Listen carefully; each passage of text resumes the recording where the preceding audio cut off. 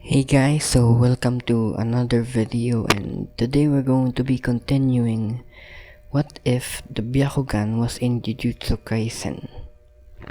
Before we start, I just want to remind you guys to like the video if you enjoy and consider subscribing, as it really would help me out a lot.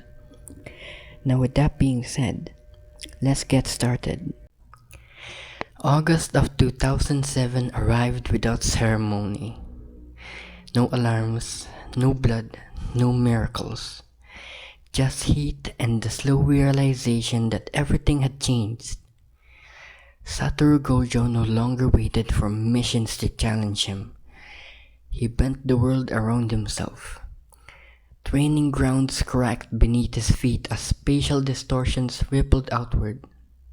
Stones freezing mid-air before shattering like glass. Blue flared, collapsed, and reformed. Red detonated against invisible barriers, controlled with a precision that bordered on obscene. And then, nothing touched him. Not distance, not speed, not force. He stood alone in the courtyard, hands in his pockets, blindfold fluttering slightly in the summer breeze. Yeah, Satoru muttered to himself. This feels about right. Even the elders had stopped pretending he could be restrained. Even Yuto, who watched from a shaded walkway, arms crossed, Byakugan dormant, could feel it. The gap wasn't just large anymore. It was absolute. Satoru Gojo had crossed a threshold. He was no longer one of the strongest. He was the strongest. Suguro Geto felt that distance every day. He felt it in the way missions were assigned, in the way curses recoiled when Satoru arrived, in the way the world seemed to expect him to follow someone else's lead. But most of all, he felt it when he swallowed curses. The taste never went away. Rot, filth, screaming resentment packed into malformed shapes that twisted down his throat and settled into his gut like poison. He exercised them because that was his duty. He consumed them because that was his technique. But lately he couldn't stop thinking, why am I doing this? Another mission ended, another village saved, another group of civilians crying, bowing, taking him for something they would forget by morning. Children stared at him with wide eyes, fearful, ignorant, leaking cursed energy into the air without even realizing it. Suguru turned away. His chest felt tight. He walked with Yu Haibara to clear his head.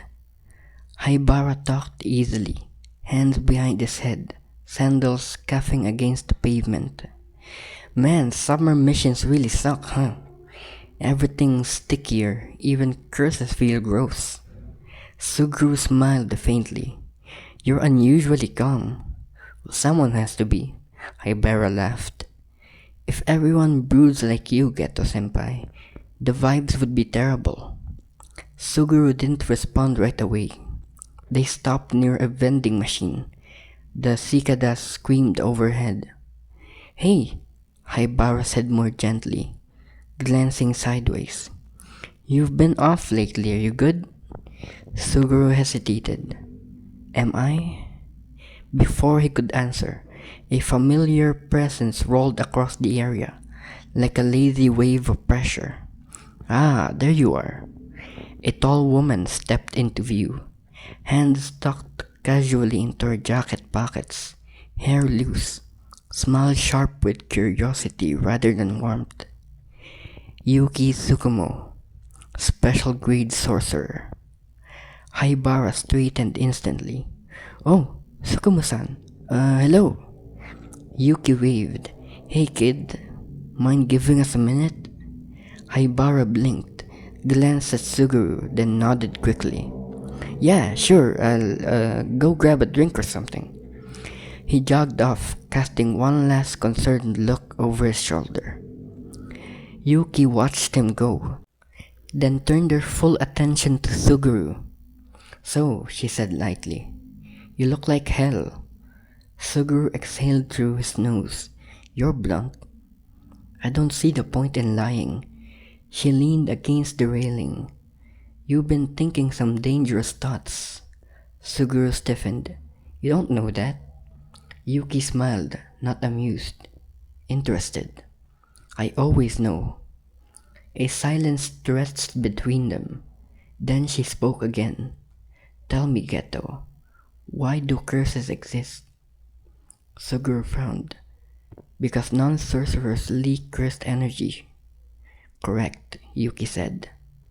"And why do they leak cursed energy?" "Because they can't control it," Suguru answered. "Exactly," she tilted her head. "So why are we fighting curses instead of fixing that?" Suguru's eyes sharpened. Yuki continued, pacing slowly. "Jujutsu High wants to treat symptoms, kill curses, maintain the status quo. But that just keeps the cycle going." She stopped in front of him. "I want to eliminate curses entirely." Suguru's breath caught. "That's not possible." "Is it?" Yuki countered. "There are two ways. 1. Teach all non-sorcerers how to control curse energy." Suguru imagined it. The chaos, the fear, the impossibility. "And the second?" he asked. Yuki's eyes gleamed. "Create a world where humans don't leak cursed energy at all." Suguru's mind raced. "Like Toji," he said slowly. Yuki nodded. "Exactly. The only recorded human with zero cursed energy. A complete anomaly." Silence fell again. Suguru's thoughts spiraled. All the missions, all the villages, all the children who laughed one moment and birthed curses the next. His voice came out before he could stop it. "Then why not just kill every non-sorcerer?" The words hung there, heavy, ugly. Yuki didn't react immediately.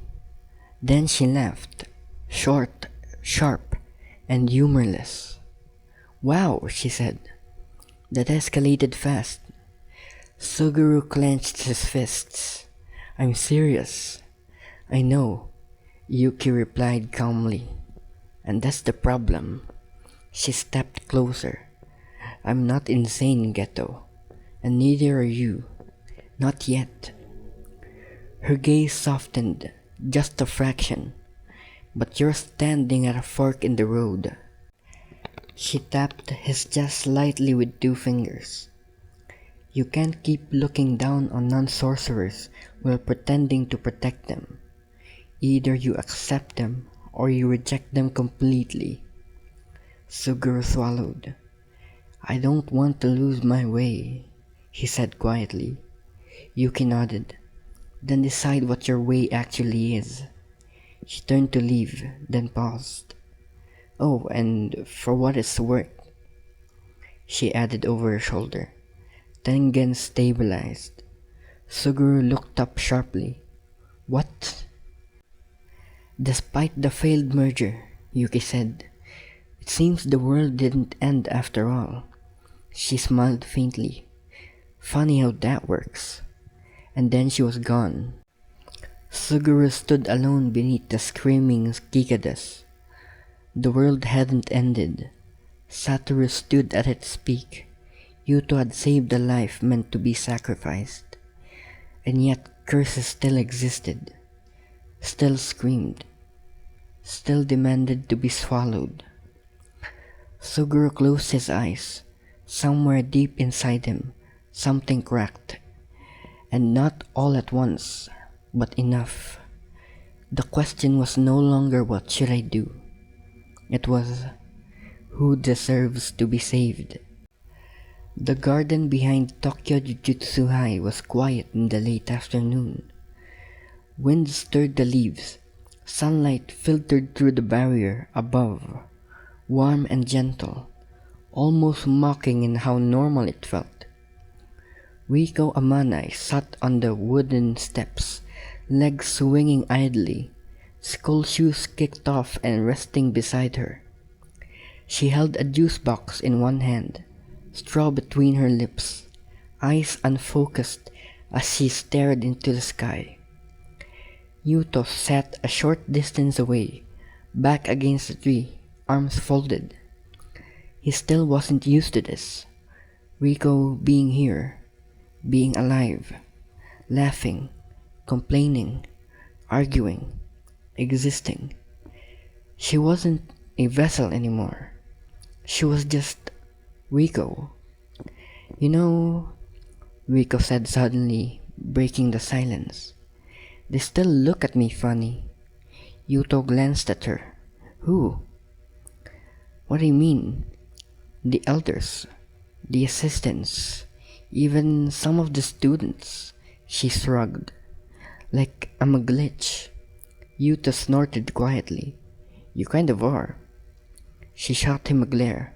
Hey! I mean that in the best way, he added quickly. You weren't supposed to be alive, technically speaking. That is a terrible compliment, she said. But it's accurate, he added quickly.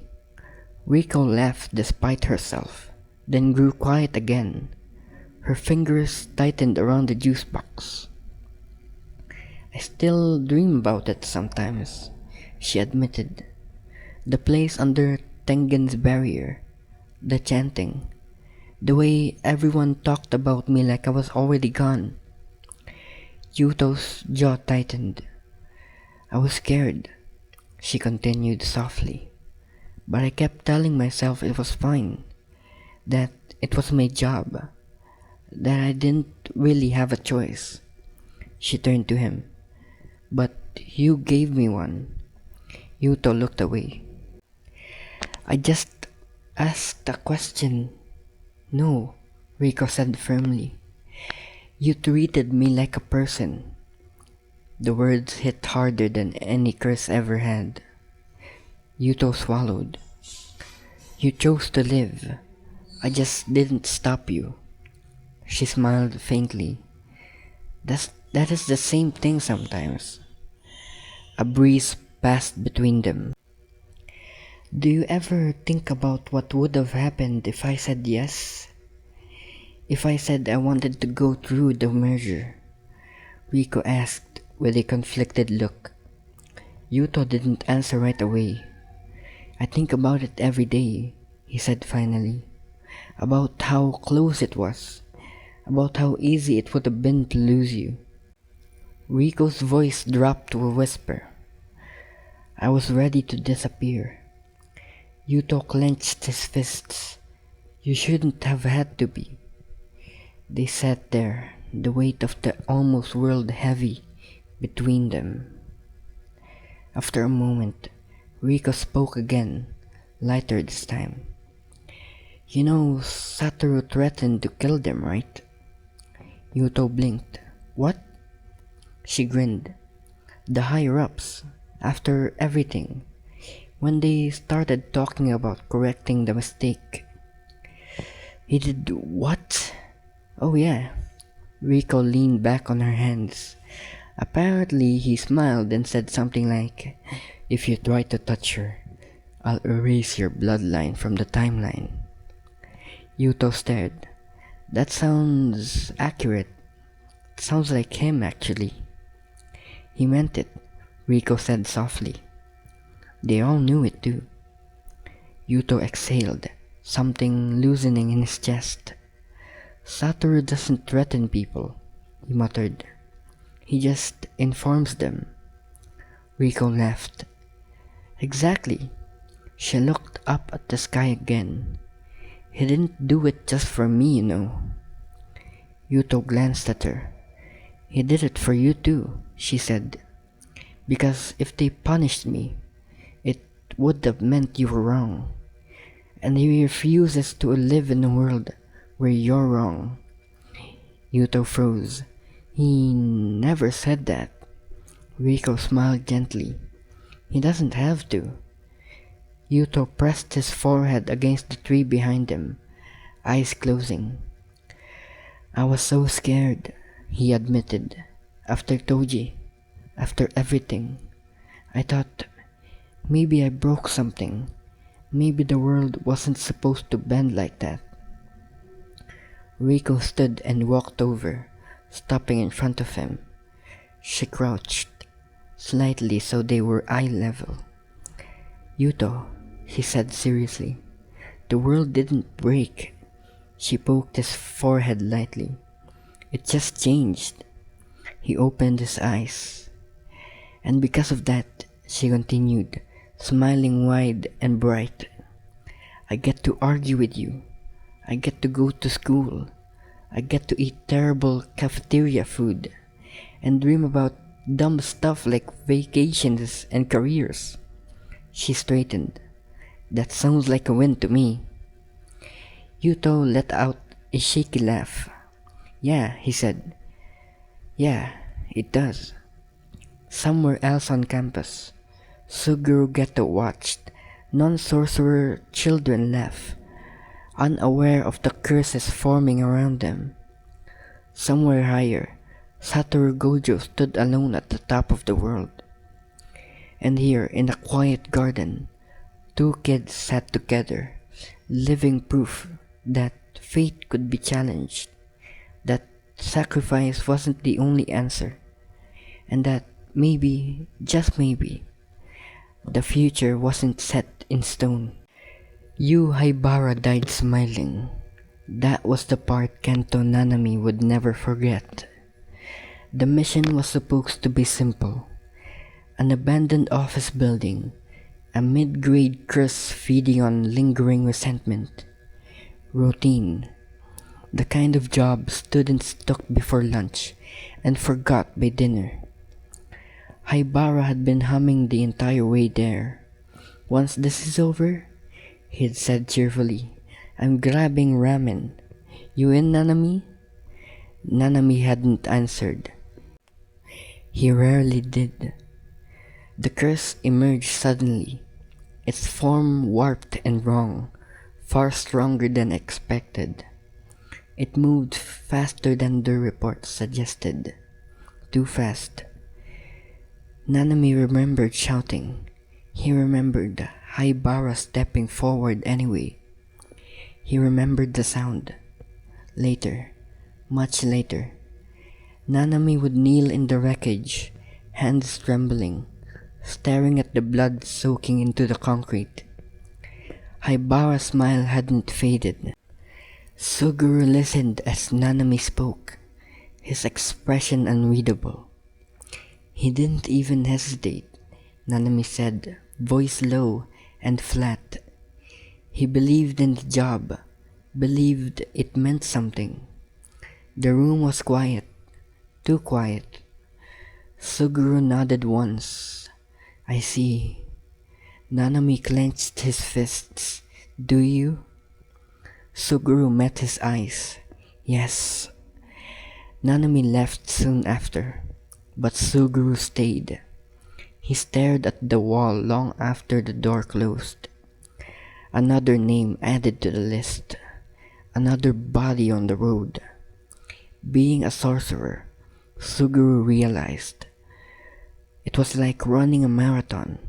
You trained, you endured, you pushed forward because you believed there was a finish line. But the longer he ran, the clearer it became. There was no finish line, only a hill made of corpses. Sorcerers who ran until they collapsed, and at the top, there was nothing.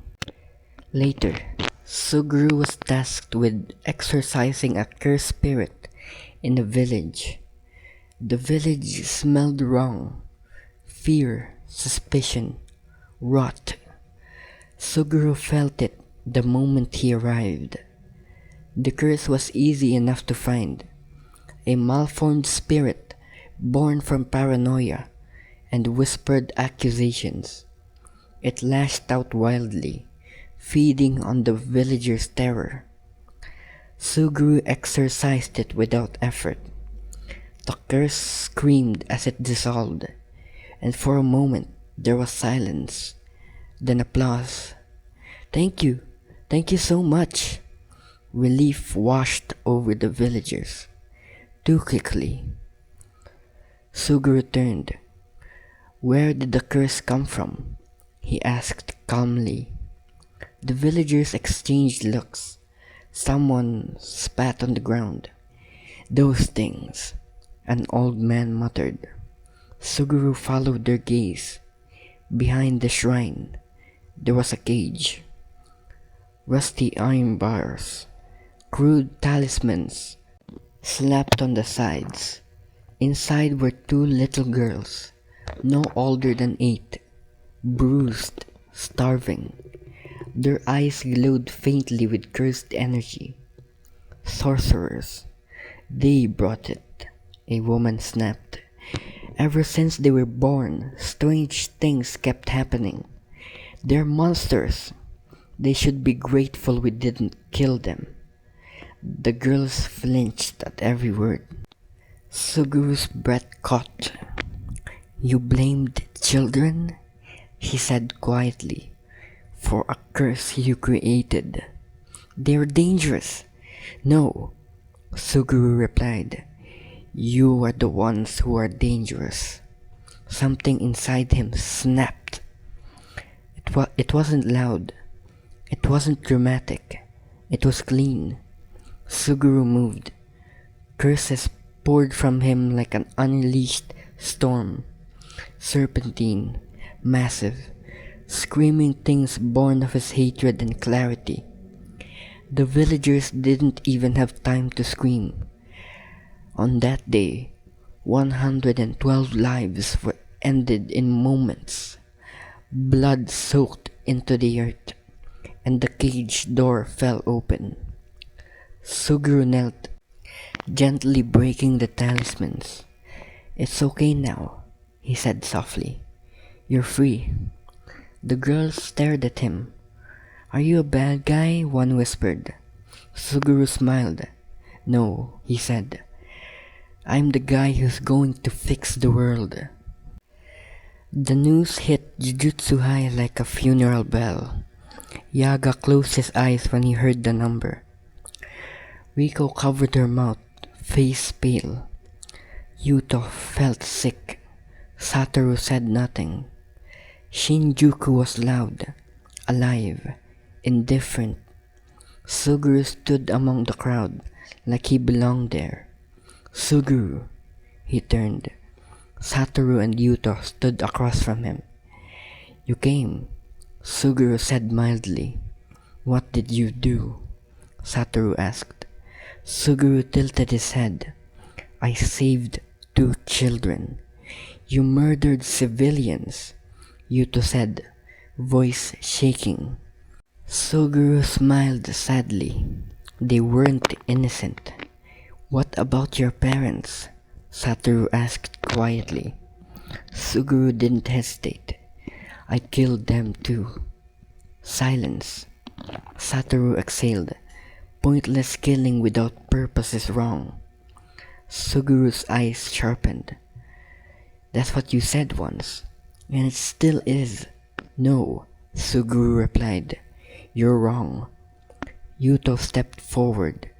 "What you're talking about? Genocide, that's impossible." Suguru looked at him. "Is it?" His gaze shifted to Satoru. "You could do it," Suguru said calmly. "You could end all non-sorcerers. No curses, no suffering." Satoru trembled. "Don't put that on me." Suguru stepped back. He turned away. Yuto's stance shifted. His feet planted. Hands rose. Veins pulsed as cursed energy spiraled. 8 dry grams. His voice cracked. He saw Suguru laughing with Satoru, teaching him techniques, calling him kid. Yuto lowered his hands.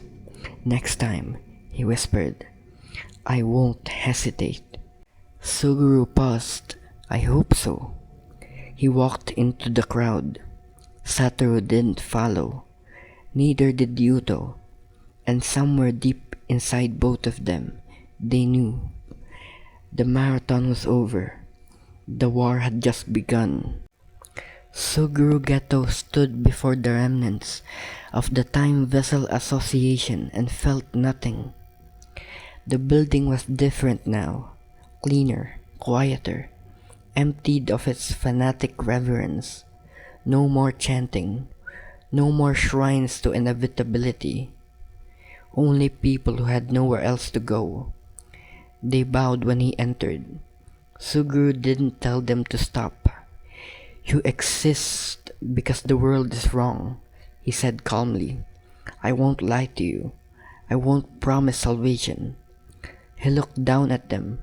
Sorcerers, curse users, broken people rejected by Jujutsu society. "I will give you purpose." That was enough. Meanwhile, Megumi Fushiguro was walking home alone when the white-haired man appeared beside him. "Yo," Satoru Gojo said casually. "You're Megumi, right?" Megumi stopped. "Who are you?"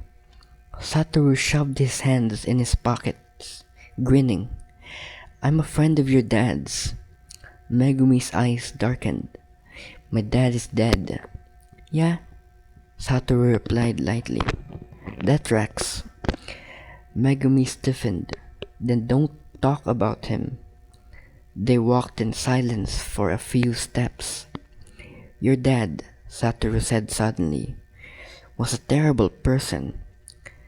Megumi whipped around. "Hey! He sold his kid," Satoru continued, tone blunt. "Beat people for money. He didn't care about sorcerers or curses." Megumi's fists clenched. "But," Satoru added, stopping, "he loved you." Megumi froze. "That's a lie." Satoru crouched to his level, eyes hidden behind dark glasses. "He chose to keep you out of the Zenin family, even though he needed the money, even though it would have been easier." Megumi swallowed. "They're coming for you," Satoru said, "because you're valuable, because of what you could become." "Am I going to be like him?" Megumi asked quietly. Satoru smiled, not his usual cocky grin, but something softer. "No," he said, "because I won't let you." He stood and turned away. "I'll handle the Zenin. You just focus on growing up." Megumi stared at him. "Why?" Satoru paused. "Because," he said, "I already lost someone who chose the wrong path." Meanwhile, Yuto and Riko were in the training grounds. The training grounds shook. Yuto's fists struck the air again and again, cursed energy cracking like thunder around him. Sweat soaked his clothes. His breathing was ragged. "Again," he muttered. Blue warped space around his hands, collapsing and releasing in rapid succession. His legs trembled, but he didn't stop. Riko watched from the steps. Knees hugged to her chest. He had not smiled in weeks. Not really. Every movement Yuto made was sharp, precise, and angry. "You don't have to punish yourself forever," she said softly. Yuto didn't answer. Another strike, another pulse of cursed energy. "Yuto," Riko said louder, "you're going to break yourself." "Good," he replied without turning. "Then I won't hesitate next time." Before Riko could respond, a familiar presence washed over the field. "Man," Satoru said cheerfully, "you look like hell." Yuto turned, eyes burning, posture rigid.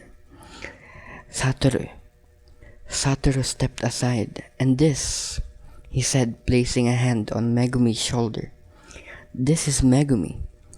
Megumi looked at Yuto, and Yuto looked at Megumi. For a moment, the air felt heavier. "Another kid?" Yuto asked flatly. Megumi frowned. "I'm not a kid." "You're short," Yuto replied. "That counts." Megumi bristled. "You're scary." "That's fair," Yuto admitted. Riko jumped up immediately. "Hi, I'm Riko Amanai. Don't mind him. He's like this all the time." Megumi blinked. "Why?" Riko glanced at Yuto, then smiled gently. "Because he cares too much." Yuto looked away.